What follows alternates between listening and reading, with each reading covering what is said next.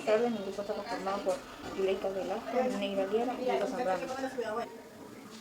Y yo les vengo a hablar sobre qué son las macromoléculas. Las macromoléculas son moléculas de enorme tamaño, es decir, que están compuestas por miles o cientos de miles de átomos. Pueden ser de naturaleza biológica, resultando de los procesos que ocurren en un organismo viviente o bien sintéticas producidas por el ser humano en laboratorios químicos o biológicos.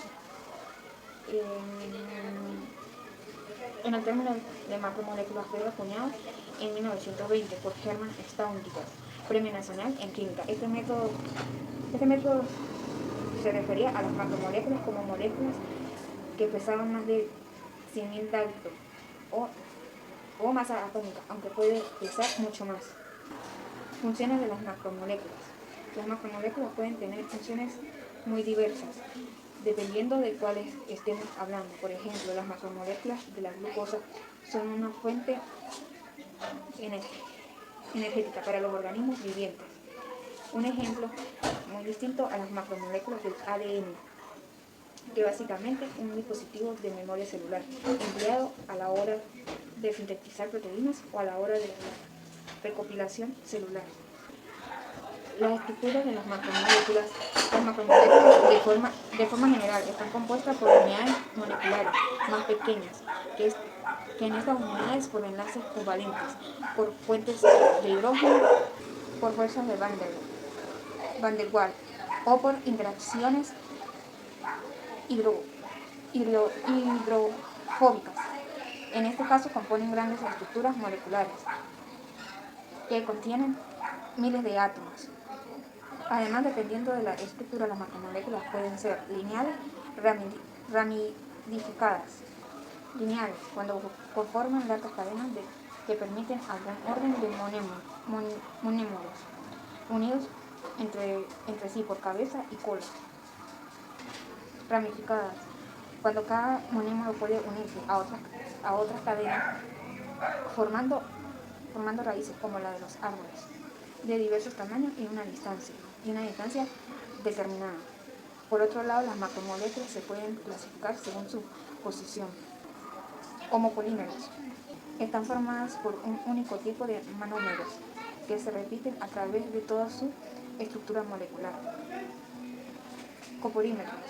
Está formado por más de un tipo de monémeros hidrofóbicas. En este caso componen grandes estructuras moleculares que contienen miles de átomos. Además, dependiendo de la estructura, las macromoléculas pueden ser lineales, ramificadas. Lineales, cuando conforman largas cadenas que permiten algún orden de monémoros, unidos entre sí por cabeza y cola. Ramificadas, cuando cada monémoro puede unirse a otras cadenas, formando raíces como la de los árboles, de diversos tamaños y una distancia determinada. Por otro lado, las macromoléculas se pueden clasificar según su posición. Homopolímeros. Están formadas por un único tipo de monómeros que se repiten a través de toda su estructura molecular. Copolímeros. Está formado por más de un tipo de...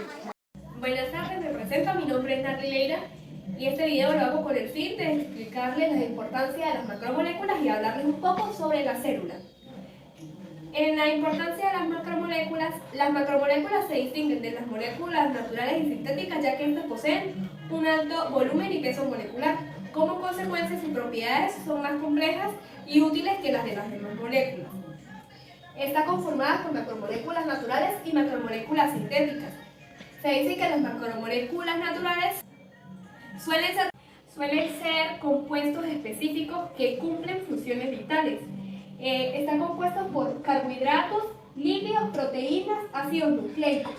Y en las macromoléculas sintéticas son aquellas sintetizadas artificialmente por el hombre y a través de procesos químicos. Esta está compuesta por polímeros de adición y polímeros de condensación. La célula es la unidad funcional de todo ser vivo, ya que todas ellas son las encargadas de llevar a cabo el funcionamiento de la nutrición, la relación y la producción. La célula mide aproximadamente 10 micrómetros. El tamaño de las células es muy variado, pero ya que la mayoría de ellas son microscópicas. Las partes de las células, como ven aquí, la célula está compuesta por el núcleo, este se llama nucleolo, dentro de la célula se encuentra el citoplasma, la membrana celular, el ribosoma, que son estas cositas azules que ven aquí, y la mitocondria. Entre los tipos de células encontramos las células procariotas. Estas células tienen una estructura básica sencilla y no poseen núcleo, ¿sí? Estas células fueron las primeras formas de vida en la Tierra y todos los seres vivos formados por las células procariotas son unicelulares. Buenas tardes, mi nombre es Julissa Blanco y yo le vengo a exponer sobre los tipos de células. Existen 4 tipos de células, como lo es la procariota, la eucariota, la animal y la vegetal. La célula eucariota tiene una estructura más compleja que la procariota. Poseen de organelos con membranas especializadas en el citoplasma. Son más grandes que la procariota, pero tienen tamaño que puedan variarse ampliamente, entre 10 a 100. Esta célula apareció más tarde que la procariota. En la parte de la célula eucariota tenemos los centrioles, la mitocondria, las vesículas, aparatos de Golgi, ribosomas, la nucleoplasma, el nucleolo, membrana celular, cromosomas, citoplasma y membranas plasmáticas. La célula vegetal posee una estructura celular rígida, compuesta principalmente por células. Esta estructura le da la forma a la célula y le otorga el sostén a las plantas. A los órganos vegetales no tienen esqueletos como parte de la célula procariota. Tenemos el aparato de Golgi, tenemos el núcleo, la mitocondria, el ribosoma, el citoplasma, membrana celular, pared celular, la vácula, el nucleolo y cloroplasto, retículo endoplasmático. La célula animal no tiene pared celular y presentan formas muy variadas. Por su parte, la célula vegetal es mucho más grande. Partes de la célula animal tenemos la membrana celular, el núcleo, el nucleolo, la litosoma, citoplasma, mitocondria, aparatos de Golgi, retículo endoplasmático y las vacuolas. Función metabólica. Descompone los nutrientes o los transporta a lo largo del cuerpo, como lo hace las células digestivas en los glóbulos rojos de la sangre. Funciones defensivas. Ayuda al organismo a defenderse de agentes externos o elimina o combate enfermedades, como lo hace. Mi nombre es Diego Zambrano de la Universidad de los Andes, Núcleo Táchira, Educación Integral. Voy a hablar sobre la organización jerárquica. Es una forma de expresar la ecología moderna. Es de lo más sencillo a lo más complejo. Todos estos elementos se integran en la naturaleza, en unos ciertos niveles de organización que cada vez se vuelve más complejo de esta manera.